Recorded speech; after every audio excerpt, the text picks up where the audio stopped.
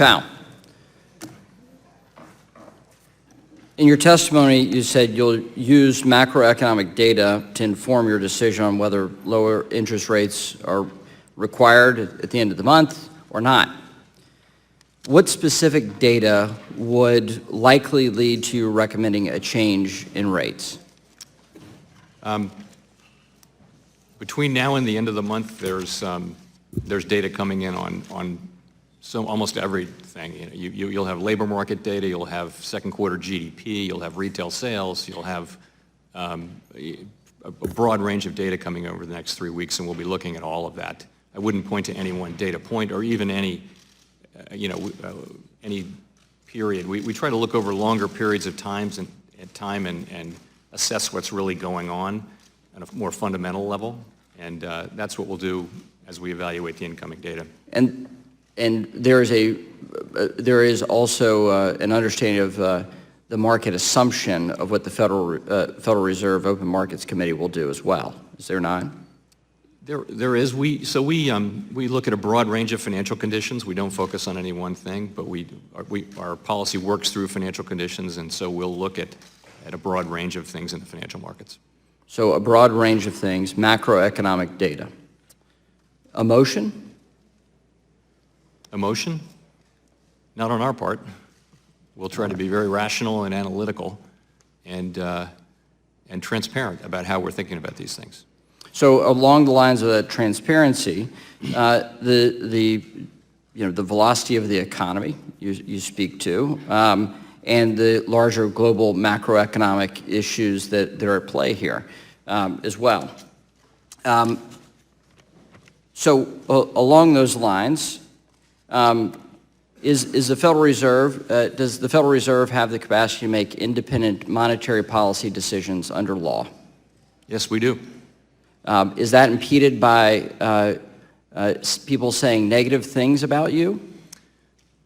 We will. Is that enhanced or diminished based off people saying positive or negative things about you? Neither. We will always focus on doing the job you have assigned us, and we will always do it to the best of our ability and based on objective analysis and facts. So along those lines, we have a significant change to LIBOR policy. And I wrote to Vice Chair Quarles along those lines. The Fed has spoken publicly about this as well, that there's been a major progress made in terms of the swaps and derivatives contracts. I remain concerned about legacy retail contracts as well.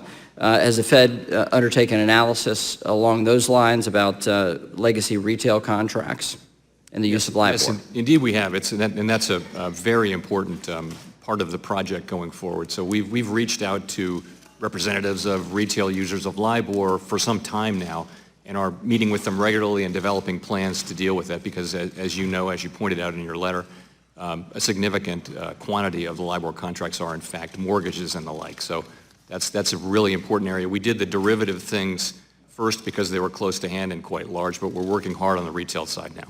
So is there any estimate on the number of loans that have to be renegotiated because of this policy change? I can't have a number for you. I mean, okay. So I also want to touch on Project Libra. You mentioned and answered a number of those questions. It looked like you're quite prepared for that. You mentioned financial stability as a concern. Why? Why is Project Libra a question of financial stability in your view?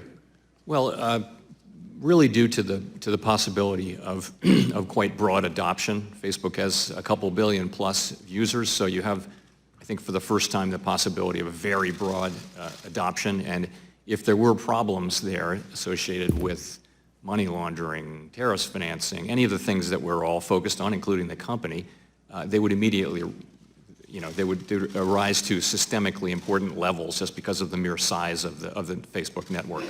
And the company has said so explicitly. Is it a problem that we don't have a regulatory regime that's permissive of these technologies to be developed here in the United States?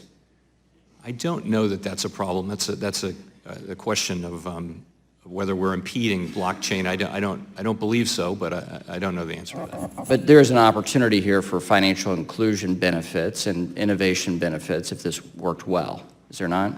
There is that possibility, and as I mentioned, that is the main benefit the company is holding out. And I also mentioned that we are open to financial innovation. We just want it to take place in a safe and sound way. Thank you.